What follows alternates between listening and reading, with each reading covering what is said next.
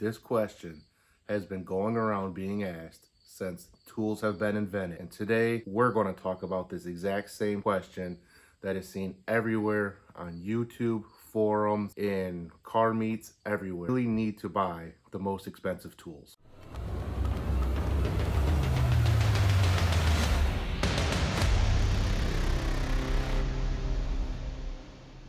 Hey guys, welcome back to the channel. Today, we're not going to talk about cars. Today, we are going to talk about the tools that we use to fix these cars and see if we can answer that age-old burning question, do you need to spend the most expensive money on tools, or will cheap tools get the job done? So let me preface this right now before we get into it.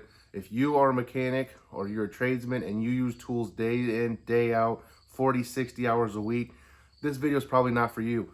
You need to buy the tools that you can do to get the job done for you. This video is going to be more towards the DIY, the hobbyists on their own cars, maybe a side business. For me, when I look at buying into new tools, there's 5 things that I think of when I make a tool purchase. That's build quality, price point, the brand, the warranty, and customer service if I ever need it. And it used to be able to check out all 5 check marks, you had to get the most expensive tools. You had to go Snap-on, Matco, MAG. But today, I don't think that's the case. I think you can get all 5 of those in a medium to lower range price point than what you get on the tool truck. The big thing that I really think that we get out of those most expensive tool brands is convenience. And if you're not a mechanic and you don't have a tool truck stopping at your place every single week, you don't have the same conveniences as those professionals do. So there's tons of tool brands out there that will give you the same experiences that you get in those 5 check marks. And without having the added convenience of having a tool truck stop at my house every single week, the pros and the cons kind of look a little bit different than they did 5-10 years ago. So let's break down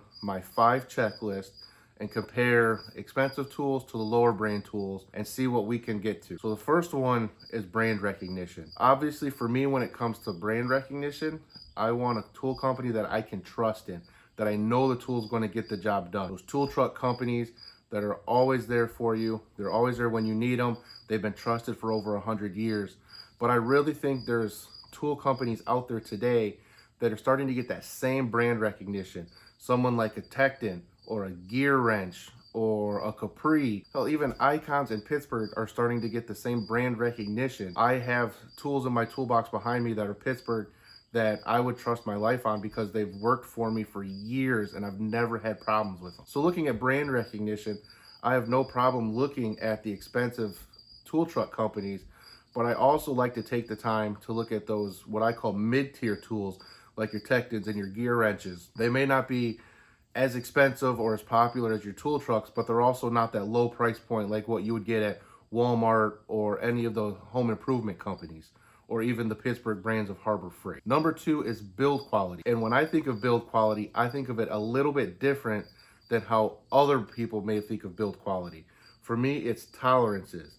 If I have a 15 millimeter socket or a 15 millimeter wrench, when I put it on that bolt or that nut, I want as very little play as possible. If there's a lot of play on there and you go to torque it, you run the risk of stripping the bolt, rounding the bolt, and just making your day a living nightmare. With the higher quality tools, the higher price tools, you get the lower tolerances where when you put that socket or that wrench over a nut, it's really going to hold tight and you know that you're going to have it by the corners and you're not going to round it.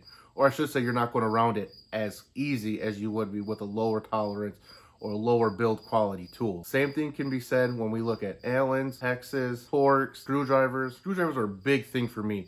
I only buy top of the line screwdrivers, and the reason for that is because the heads don't round off as easy as they do on any other brand. I have tried every screwdriver imaginable, and the only screwdrivers that I will use are Snap-on and Mac, and that's because of the fact that I have been able to torque down on these screwdrivers, break free some screws that I don't understand how they even got as tight as they did. When I pull that screwdriver away, the head of that screwdriver looks brand new, like it's never been messed with. I can't say that same thing when I look at any other brand. So for me, when it comes to build quality, it's how well made are the tolerances and the high stress areas of a tool where we're going to see a lot of torque, a lot of abuse, a lot of stress. Is it going to hold up? But also, is it also going to allow the hardware to hold up? Is that nut, is that bolt, is that screw, Are they still going to be usable for me to use them when I'm back to assembling something after I'm taking stuff apart? And number 3 for me is warranty. Warranty nowadays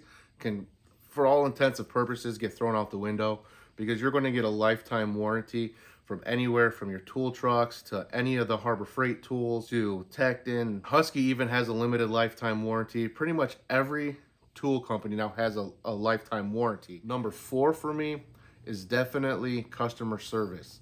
I want a tool company that I can call if I have any issues. I can send them an email. They're going to be prompt, professional, and give me the answers that I'm looking for. Some of the fantastic brands besides your tool truck companies that I have went through that has that great customer service is something like Tecton, Harbor Freight, Sonic Tools. Their customer service is prompt. It is exactly the answers that I'm looking for. Friendly, they're professional. I don't dread calling them if I need some type of an issue rectified or if I have a question about a tool. And then number 5, the last thing I look at is price point.